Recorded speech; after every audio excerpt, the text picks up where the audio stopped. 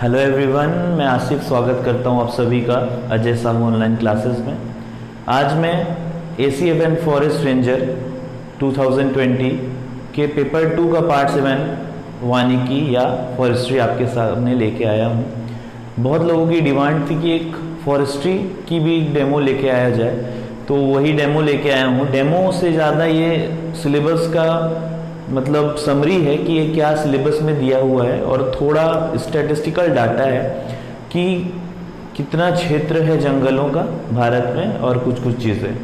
ठीक, स्टार्ट करने से पहले एक रिक्वेस्ट करना चाहता हूँ मैं सभी से कि आप जब फॉलो करें सिलेबस तो इंग्लिश का सिलेबस फॉलो करें। भले मैं हिंदी में पढ़ाऊँगा आगे, लेकिन आप फॉलो करेंगे इंग्लिश का ही सिलेबस। हिंदी के सिलेबस में बहुत बेकार तरीके से चीज़ें लिखी हुई हैं, ठीक है, कंफ्यूज हो गए, इसलिए यहाँ मैंने सिलेबस लिखा है, आप उसी को नोट डाउन करो और उसी को हम आगे पढ़ते जाएंगे। ठीक है, तो सिलेबस में क्या है, मैंने यहाँ पे इंग्लिश में लिखा है और बोलते जा रहा हूँ, उसको सुनना, और हिंदी में क्या होता है एक बार साथ साथ में ही लिख लेना। बस सुन लो कि क्या क्या है इसके अंदर पढ़ने के लिए, फिर थोड़ा स्टैटिस्टिकल बात करेंगे। और याद रखना परिभाषाएं और कुछ कुछ चीज़ें, उसके तरीके, क्या चीज़ कैसे होता है, क्या काम कैसे करता है, ये नहीं पढ़ना है हमको। पूरा हम ऑब्जेक्टिव बेसिस पे पढ़ेंगे, एकदम स्ट्रेट फॉरवर्ड पढ़ेंगे, क्या है कैसा आएगा, और नहीं आएगा तब बोलना है ना।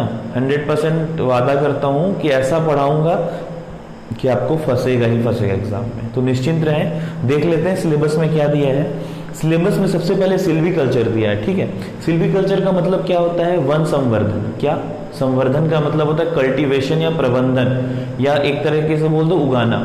तो हम कैसे वानिकी वृक्ष जो होते हैं, जंगल में लगने वाले वृक्षों की खेती, हम उनको उगाने का कैसा प्रैक्टिस होता है, वो कैसे कैसे करना है, वो कैसे उगाना है वानिकी वृक्षों को, फॉरेस्ट्री ट्रीज को, उसी को हम क्या कहते हैं, उसी के विज्ञान को, उसी के पढ़ाई को हम बोलते हैं सिल्वीकल्चर।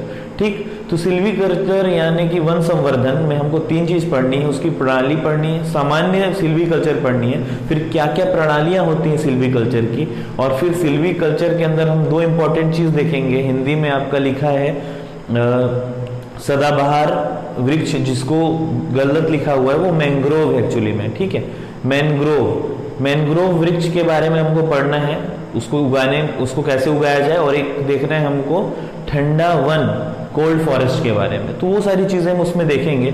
उसके बाद दूसरा पॉइंट क्या है, एग्रो फॉरेस्ट्री, कृषि वानिकी। कृषि वानिकी है क्या चीज, जब हम जंगल में फसलों को लगाएं या जंगल के अंदर फसलों को, अपने जो कृषि के फसल है, धान हो गया, सोयाबीन, मक्का, ज्वार, बाजरा, जो भी सरसों मरसों, दुनिया भर की जो कृषि वाली फसलें हैं, हम उसको जब जंगल के साथ, जंगल के वृक्षों के साथ एक सामंजस्य पैदा करके लगाएं, तब उसको हम किसके अंदर में डील करते हैं, एग्रो फॉरेस्ट्री या कृषि वानिकी के अंदर। इस बात को ध्यान रखना।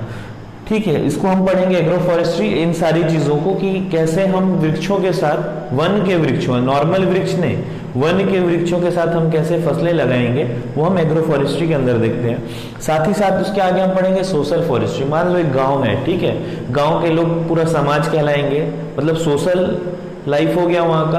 तो उस गांव के पास में मान लो कोई एक छोटा बड़ा जंगल है, छोटा सा या बड़ा सा जंगल है, तो उस जंगल के साथ उस गांव के सामाजिक क्या आदान प्रदान होती है, सामाजिक तौर पे क्या उनको मिलता है, क्या संसाधन प्राप्त होते हैं, वो हम सोशल फॉरेस्ट्री के अंदर देखते हैं। ठीक है, और फिर क्या देखेंगे, ज्वाइंट फॉरेस्ट मैनेजमेंट, संयुक्त वानिकी प्रबंधन।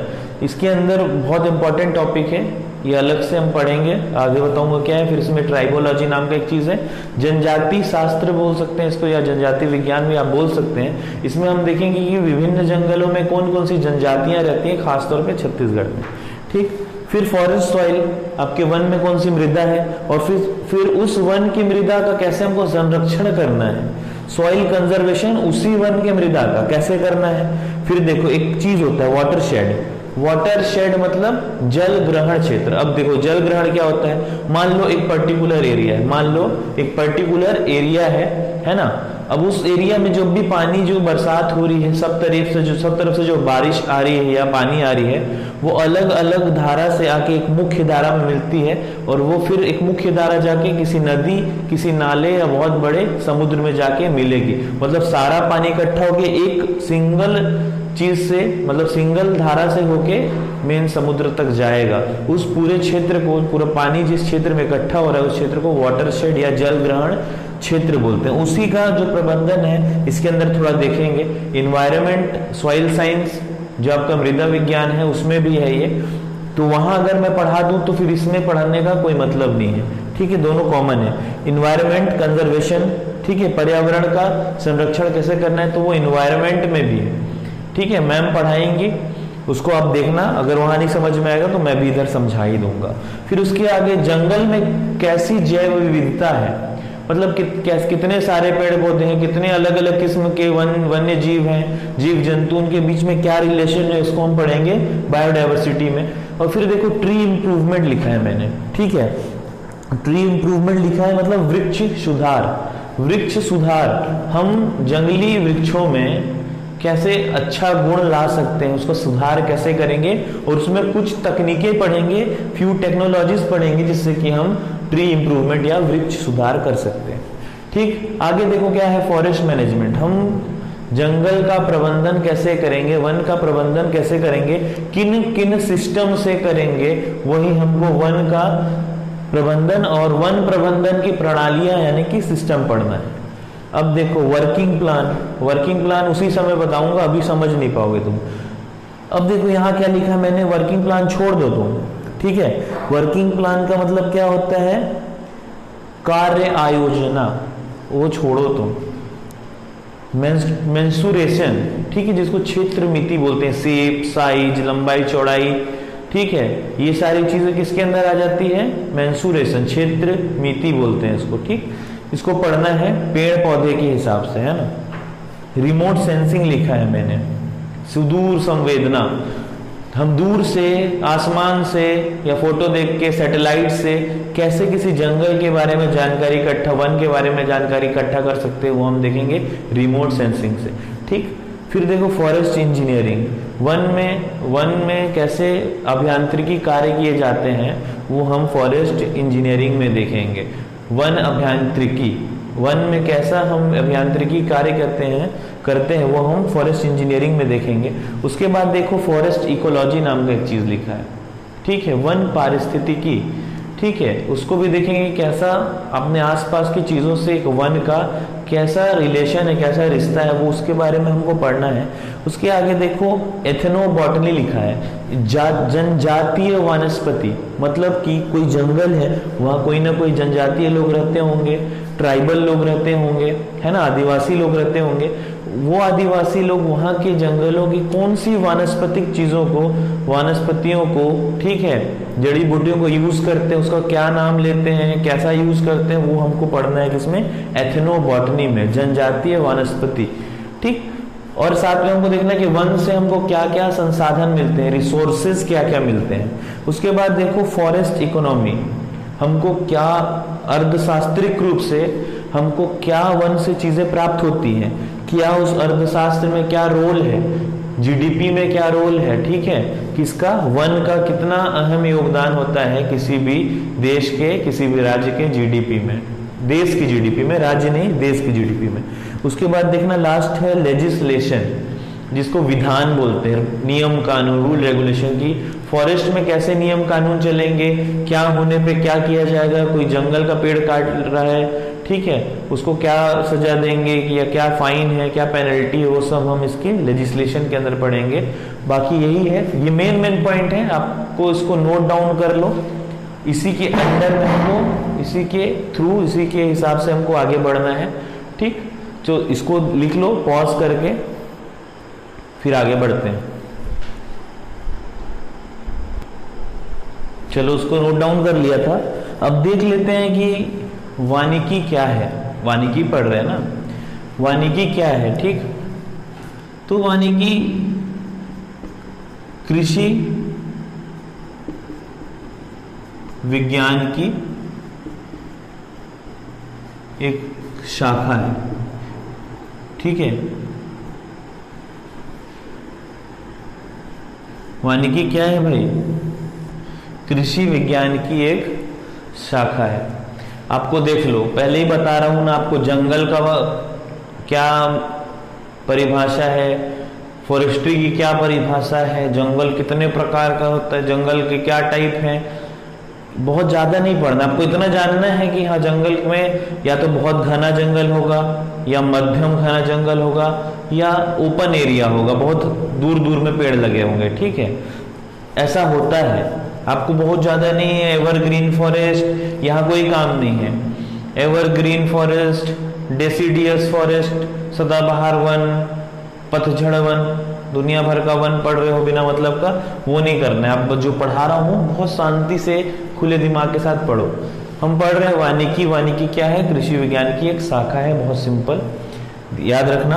अगर कोई पूछे तो बोल देना कि किसकी शाखा है, कृषि विज्ञान की। चलो अब याद रखो, जो फॉरेस्ट, आपको फॉरेस्ट जो है ना उसको परिभाषा याद नहीं करना है। आपको कोई थोड़ी पूछेगा फॉरेस्ट क्या, आपको तो खुद होशियार हो आप। जंगल क्या है जंगल भाई? हाँ अच्छा बताओ, अच्छा सुनो, तुम्हारे दिमाग में सिर्फ क्या जंगल आता है कि जंगल मतलब वन, सॉरी मतलब वन का मतलब क्या कि वृक्ष पूरे भरे हुए, पूरा एरिया पूरा पेड़ से भरा हुआ है, कुछ नहीं दिख रहा एकदम घनघोर, ऐसा नहीं होता। खाली जगह भी जंगल कहलाता है। एक्चुअली देखो, तुमको याद क्या रखना है, ये जो फॉरेस्ट वर्ड है ना, फॉरेस्ट वर्ड की उत्पत्ति हुई लैटिन भाषा से। किस भाषा से? लैटिन भाषा से उत्पत्ति हुई। किसकी? फॉरेस्ट शब्द की। फॉरेस्ट शब्द की उत्पत्ति जो हुई है ना, वो किस भाषा से हुई है? लैटिन भाषा से। फॉरेस्ट वर्ड की उत्पत्ति कहां से हुई है? लैटिन भाषा से। अब देखो, लैटिन भाषा में एक वर्ड था जिसको बोलते हैं फॉरिस, FORIS, फॉरिस। फॉरिस का मतलब है outside the village, outside the village मतलब गांव के बाहर। अरे कभी सुना है कि गांव के अंदर एक जंगल था? गांव के अंदर जंगल था करके सुना है? नहीं ना।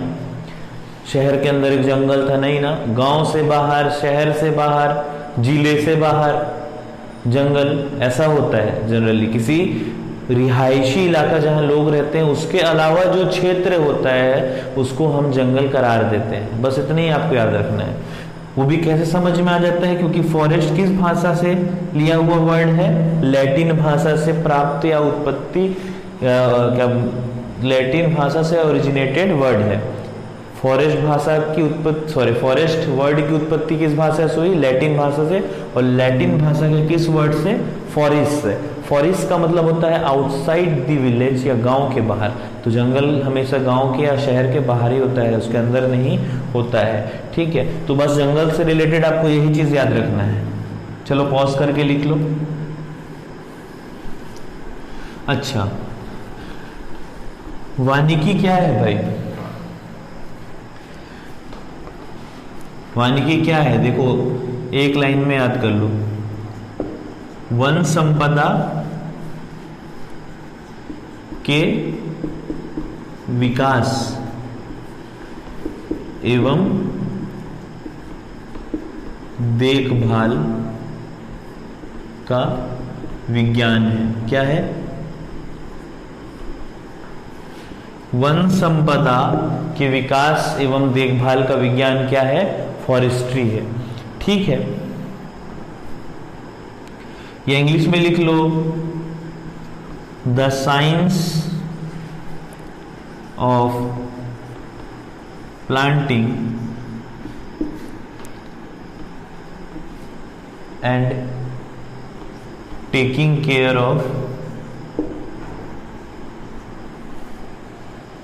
Of trees. अब ट्रीज में आम का पेड़ मत लिख लेना, आम का पेड़ जंगली नहीं है भाई, याद है? जंगली पेड़ जैसे सागौन, सरई, तेंदू, हाँ ये सब जंगली पेड़ हैं, याद रखना। वन संपदा के विकास एवं देखभाल का विज्ञान क्या होता है? वानिकी या फॉरेस्ट्री। देखो आप याद रखना, कि फॉरेस्ट्री के अंदर हम सारा चीज पढ़ेंगे क्या, कि कैसे वृक्षों को वन वाली वृक्षों को कैसे उगाया जाता है, वानिकी वृक्षों को कैसे उगाया जाता है ना, उसका मैनेजमेंट कैसे करते हैं, उसको रीजेनरेट कैसे करते हैं। ठीक, तो यही सारी चीजें वानिकी, बहुत नहीं पढ़ना है जी, नहीं पढ़ना है बहुत ज्यादा, जो अभी लिखा रहा है इंपॉर्टेंट वो याद रखना। ठीक, चलो ज्यादा डेफिनेशन याद करके कुछ नहीं मिलने वाला तुमको। चलो हेडिंग डालो, फॉरेस्ट इन इंडिया, भारत में वन, भारत के वन। आपको बहुत कुछ नहीं याद रखना है, ठीक, आपको जो डाटा लिखाऊंगा वो ही याद रखना। पहले चीज तो एक चीज लिख लो, टोटल भौतिक क्षेत्र किसका, भारत का कुल या टोटल भौतिक क्षेत्र कितना है, 32,8,7,4,6,9 किलोमीटर स्क्वायर। ये आपको पूछ सकता है कि भारत का टोटल यानी कि कुल भौतिक क्षेत्र कितना है, कुल ज्योग्राफिकल टोटल ज्योग्राफिकल एरिया कितना है, तो 32,87,469। याद रखना, मोटा मोटी आपको कुछ याद नहीं रहेगा तो इन तीनों वैल्यू को याद रखना जी, 3 to 8। ठीक है, 3 to 8 पहला चीज तो ये। अब दूसरा लिख लो, भारत में कुल वन, भारत में कुल वन क्षेत्र फल कितना है, तो वो है 7,12,249 किलोमीटर स्क्वायर। 7,12,249 kilometre square. ये क्वेश्चन भी आपको पूछ सकता है, ठीक, ये क्वेश्चन भी आपको पूछ सकता है। और ये मैं अपने से डाटा गूगल में विकिपीडिया से देख के नहीं लिखा रहा हूं, ठीक है। चलो, जो डाटा आधारित है वो इसके ऊपर आधारित है, FSI। जो मैं डाटा लिखा रहा हूं ये FSI मतलब फॉरेस्ट सर्वे ऑफ इंडिया। भारतीय वन सर्वेक्षण जो गवर्नमेंट ऑफ इंडिया का विभाग है, फॉरेस्ट सर्वे ऑफ इंडिया के अनुसार मैं आपको पढ़ा रहा हूँ। फॉरेस्ट सर्विस बोल रहा हूँ, गलती से निकल जा रहा है। पहले तो तुम पॉज करके ऊपर का लिख लो, लिख लिए, ऊपर से लिखाएंगे। कुल वन क्षेत्रफल कितना है, तो देखो FSI मतलब फॉरेस्ट सर्वे ऑफ इंडिया, भारतीय वन सर्वेक्षण संस्था, ठीक है। एक भारत सरकार की एक संस्था है जो एक रिपोर्ट बनाती है जिसको बोलते हैं ISFR। देखो क्या है इसका मतलब, इंडियन स्टेट, भारतीय राज्य forest one report, Indian state forest report 2019 के हिसाब से, 20 में हुआ नहीं है। ये जो मैं डाटा लिखाया रहा हूं आपको, ये FSI और ISFR के इंडियन स्टेट फॉरेस्ट रिपोर्ट के आधार पे 2019 के आधार पे है। तो क्षेत्रफल के हिसाब से, क्षेत्रफल के आधार पर नंबर 1 जो है, सबसे ज्यादा जो है वो है एमपी, यानी कि मध्य प्रदेश। ठीक, मध्य प्रदेश का जो एरिया है वो है 77,482 किलोमीटर स्क्वायर। सबसे ज्यादा वन क्षेत्र किसके पास है? मध्य प्रदेश के। किसके पास क्षेत्रफल सबसे ज्यादा? फर्स्ट नंबर में किसके पास है? मध्य प्रदेश के पास है। कितना है? 77,482। सेकंड जो है वो है अरुणाचल प्रदेश। दूसरे नंबर पे है अरुणाचल प्रदेश।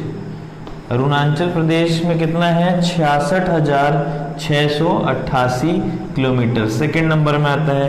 थर्ड में हमारा अपना छत्तीसगढ़, अपना प्यारा छत्तीसगढ़ थर्ड में आता है। कितने? 59,772 किलोमीटर स्क्वायर है। 2017 के हिसाब से हम ऊपर आ गए हैं, तो थोड़ा ज्यादा हो गया। ऊपर नहीं, पहले भी 3 में थे, लेकिन अब पहले 55,000 था वन क्षेत्र, अब 59,000 हो गया है। ठीक है, तो हम लोग को किसका याद रखना है? छत्तीसगढ़ का। पहले सुन लो क्वेश्चन कैसे आएगा कि हमारे राज्य का वन क्षेत्र, कुल वन क्षेत्र कितना है? तो कितना है छत्तीसगढ़ का वन क्षेत्र? 59,772 किलोमीटर स्क्वायर। मीटर स्क्वायर कोई मत याद रखना, सब जाओगे 12 के भाव से। या पूछ देगा तो भारत में सबसे ज्यादा वन क्षेत्र किस राज्य के पास है? तो वो कौन राज्य है? मध्य प्रदेश। और कभी कभी पूछ देता है कि दूसरे स्थान पे कौन है, तो याद रख लेना अरुणाचल प्रदेश है। तुम छत्तीसगढ़ का वन नंबर याद रखोगे और तुम याद ये रख लेना कि कितना है इसका क्षेत्रफल। 59,772 है। इस चीज को याद रख लेना। चलो, ये एक चीज हो गया। ये तो भारत है, भारत में है ना। एक और चीज है, पहले इसको मिटा देता हूं, पहले पॉज करके लिख लो। लिख लिए? क्षेत्रफल के आधार पे, वन के क्षेत्रफल के आधार पे। अब एक चीज होता है फॉरेस्ट कवर। अब फॉरेस्ट कवर, अब इससे भी क्वेश्चन आता है फॉरेस्ट कवर का मतलब। एक अभी मैंने तुमको बोला ना कि जरूरी नहीं है कि जब हम फॉरेस्ट या वन बोले तो आप इमेजिन करो कि जंगल पूरा पेड़ पौधा भरा हुआ है, ऐसा नहीं है। खाली क्षेत्र भी वन ही कहलाता है, जो कि गांव से बाहर हो। ठीक है ना, एकदम लोगों की रिहाइश से दूर हो, जहां लोग रहते हैं उससे दूर हो। तो देखना, कोई जंगल में कम पेड़ होते हैं, कोई जंगल इतना घना होता है कि उसमें सूर्य की किरणें भी जमीन तक नहीं पड़ती है। ठीक है, तो मान लो कि आपके पास 1 एकड़ का या 100 एकड़ की भूमि है जिसमें पेड़ लगे हुए हैं, मतलब 100 एकड़ का जंगल है जिसमें पेड़ लगे हुए हैं, और उस 100 एकड़ में से पेड़ लगे हुए हैं और उस 100 एकड़ में सिर्फ 20% जगह में, यानी 20 एकड़ जगह में ही सूर्य की किरणें पहुंच पा रही हैं। लेकिन तो उससे क्या समझ में आता है कि जो उन पेड़ों का कवर है वो कितना प्रतिशत है? 80% है। ठीक, मान कि इसका ये मतलब है कि कितना सूर्य का किरण या फिर कितना ऊपर से देखने पे कितना परसेंट या कितना प्रतिशत हमको भूमि नजर आता है, और या फिर कितना प्रतिशत हमको जंगल हरा भरा क्षेत्र नजर आता है, उसी को हम फॉरेस्ट कवर बोलते हैं। ठीक है ना, कितना हमको हरा क्षेत्र ऊपर से नजर आए और कितना हमको भूमि नजर आ रहा है, उन दोनों के बीच के रिलेशन को हम फॉरेस्ट कवर बोलते हैं। ठीक है ना, तो सबसे नंबर 1 जो फॉरेस्ट कवर के हिसाब मामले में है वो है मिजोरम नाम का जगह। मिजोरम नाम का जो स्टेट है हमारा, मिजोरम कवर, उसका जो फॉरेस्ट कवर है ना वो 85.41% है। मतलब कि मान लो कि अगर एरिया 100 एकड़ है तो उसमें से 85% में धूप पड़ती ही नहीं या ऊपर से दिखता ही नहीं वो 85%, थोड़ा मोड़ा वो 15% एरिया हमको बस दिखेगा या उसमें ही सूरज की किरणें पहुंच पाएंगी। मतलब कवर इतना ज्यादा है उस वनस्पति का, उस हरे मतलब उस हरे कवरिंग का। ठीक है, वनस्पतिक भाग का इतना ज्यादा कवरिंग है। दूसरे में फिर अरुणाचल प्रदेश है, सिर्फ जंगल होना अलग बात है, लेकिन उसका फॉरेस्ट कवर कैसा है वो अलग बात है। जंगल तो खाली भी होता है, खाली स्थान भी जंगल होता है। अरुणाचल प्रदेश में जो फॉरेस्ट कवर है वो 79% है। सबसे ज्यादा याद रख लेना अरुणाचल प्रदेश है। फिर थर्ड में आता है आपका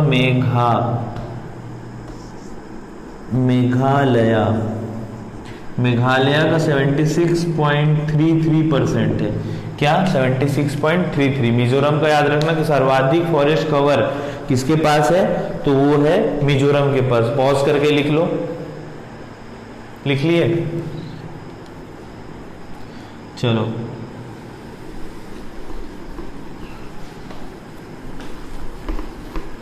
अब हम बात करते हैं अपने प्यारे छत्तीसगढ़ की। किसके? छत्तीसगढ़ की CG, Chhattisgarh one, Chhattisgarh forest की बात करते हैं। सबसे पहले इंपॉर्टेंट पॉइंट देख लो स्टार लगा के। छत्तीसगढ़ का पहले तो कुल क्षेत्रफल, कुल भौतिक क्षेत्रफल, टोटल ज्योग्राफिकल एरिया, टोटल भौतिक क्षेत्रफल कितना है? 135,192 135,192 किलोमीटर स्क्वायर। ये हमारे छत्तीसगढ़ का कुल भौतिक क्षेत्र है। ये पूछ सकते हैं एग्जाम में। छत्तीसगढ़ का कुल वन क्षेत्रफल, छत्तीसगढ़ का कुल वन क्षेत्रफल कितना है? अभी थोड़ा देर पहले छत्तीसगढ़ कितने नंबर पे आता है? तीसरे स्थान में भारत में आता है क्षेत्रफल के हिसाब से। 59,772 किलोमीटर स्क्वायर हमारे छत्तीसगढ़ का कुल वन क्षेत्र है। और कुल भौतिक क्षेत्रफल कितना है? 1,35,192 किलोमीटर स्क्वायर। ठीक है। कोई पूछे कि हमारे जो वन क्षेत्रफल है वो छत्तीसगढ़ के कुल क्षेत्रफल का कितना है, तो वो कुल क्षेत्रफल, कुल क्षेत्रफल का 44.21%।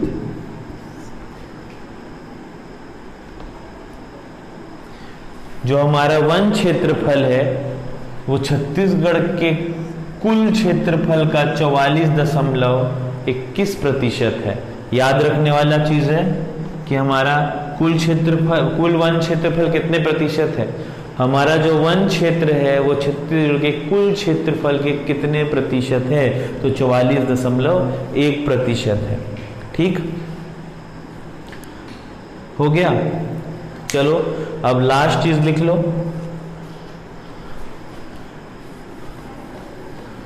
चलो पॉज करके लिखो इसको। लिख लिए होगे? हाँ। अब देखो हमारे छत्तीसगढ़ में कितने बहुत सारे जिले हैं और उन जिलों में भी 3 जिले ऐसे हैं जो वन क्षेत्रफल में सबसे अधिक हैं, मतलब टॉप पे हैं, टॉप 3। छत्तीसगढ़ में कुल वन क्षेत्र में टॉप 3 कौन है? सबसे ज्यादा जो क्षेत्रफल है फर्स्ट नंबर पे, सबसे ज्यादा क्षेत्रफल जो वन क्षेत्रफल है वो है फर्स्ट नंबर पे दंतेवाड़ा के पास। किसके पास? दंतेवाड़ा। बच्चे अभी तक सोच रहे होंगे बस्तर के पास है। क्षेत्रफल कितना है? 11,328 किलोमीटर स्क्वायर है। सेकंड में हमारा प्यारा बस्तर आता है। क्या आता है? बस्तर। एरिया कितना है? 8,011, ठीक है, किलोमीटर स्क्वायर। थर्ड में मेरा प्यारा सरगुजा है। थर्ड नंबर में किसका वन क्षेत्रफल है? मेरे प्यारे सरगुजा का। ठीक है, मतलब छत्तीसगढ़ भारत के कुल वन क्षेत्र में कितने नंबर में है? वन क्षेत्रफल के हिसाब से छत्तीसगढ़ तीसरे स्थान पे। ठीक है, 59,772 59,772 किलोमीटर वर्ग किलोमीटर है छत्तीसगढ़ का वन क्षेत्रफल। और छत्तीसगढ़ में भी किस जिले का वन क्षेत्रफल सबसे ज्यादा है? वो है आपके दंतेवाड़ा का। कितना है? 11,328। फिर किसका है? बस्तर का है 8,011 किलोमीटर स्क्वायर। फिर किसका है? सरगुजा का है 7,133 किलोमीटर स्क्वायर। याद रखना ये कुछ चीजें हैं, है ना। चलो पॉज करके पहले लिखो, लिख लिए। ये कुछ चीजें हैं, अब ये तो बेसिक चीजें हैं, याद रखना है इन सारी चीजों को, ठीक। सरगुजा के बारे में देख लो, पॉज करके लिखो इसको। चलो देखो, बताया था कि कृषि जब स्टार्ट किया था तो उसमें बताया था कि जो टॉप का संस्थान है वो कौन है। तो वैसे ही वानिकी में एक संस्थान है जो टॉप की संस्थान है, जिसको FRI बोलते हैं, जिसको फ्राई फ्राई नहीं, FRI मतलब फॉरेस्ट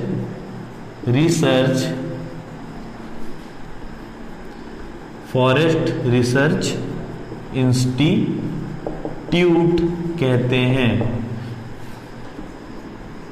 वन, अब मेरे को देखो याद, हिंदी तो इसका ध्यान ही नहीं आ रहा है। अच्छा याद आ गया, वन अनुसंधान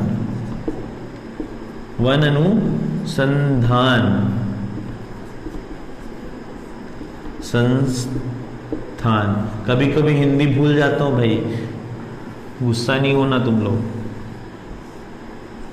फॉरेस्ट रिसर्च इंस्टीट्यूट कहाँ है भाई?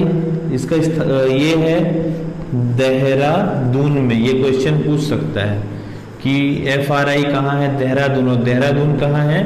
देहरादून सब सुने हो, देहरादून है उत्तराखंड में। देहरादून में IAS IPS की ट्रेनिंग होती है भाई, तुमको अगर पता नहीं है तो सुन लो। इसके FRI के बारे में दूसरी रोचक बात सुन के तुम्हारा दिमाग खराब होगा। तुम जितने लोग सुन रहे हो मैक्सिमम लोगों ने FRI को देखा है, जाने अनजाने। Student of the year movie सुने हो क्या? पहली वाली, फर्स्ट, उसकी शूटिंग FRI में हुई है। जाके गूगल करके देख लेना, तुमको पता चल जाएगा। यूट्यूब में एक बार और देख लेना। स्थापना जो इसकी है, स्थापना हुई 1878 में, ठीक है, 1877-78 में, ठीक। शुरू में ना इसका नाम था इंपेरियल FRI। अब तुम ऊपर से देख लो FRI का मतलब क्या है, लेकिन उसके आगे लिखा था इंपेरियल, जैसे किसमें था? IARI के समय में था। तो 1906 में इसका नामकरण हुआ, नाम बदलकर FRI रखा गया।